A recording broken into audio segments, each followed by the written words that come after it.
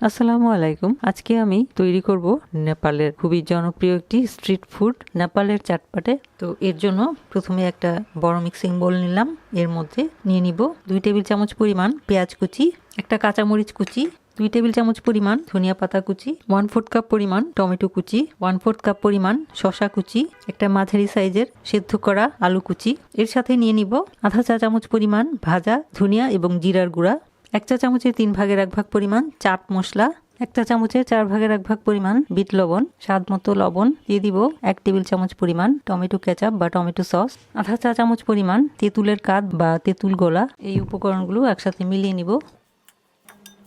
আরও একটু সস দিব, আরও 2 টেবিল চামচ পরিমাণ সস দিয়ে দিলাম, মিলিয়ে নিব। এবার একটা নুডলস প্যাকেটের ভিতরে গুঁড়া করে দিয়ে দিব। সেই সাথে দিয়ে দিব নুডলসের ভিতরে যে টেস্ট মেকার থাকে সেই টেস্ট মেকার মশলা, আধা কাপ পরিমাণ চানাচুর এবং দিয়ে দিলাম 1 কাপ মুড়ি। সেই সাথে দিয়ে দিব 1/4 কাপ পরিমাণ ভাজা বাদাম। এবার মিলিয়ে নেওয়ার পালা। তৈরি হয়ে গেল খুবই টেস্টি, খুবই মজার নেপালের চাটপাটে। এভাবেই ঘরে থাকা কিছু সাধারণ উপকরণ দিয়েই অসাধারণ স্বাদের, চটপটা স্বাদের এই নেপালের চাটপাটে আমরা খুব সহজেই তৈরি করতে পারি।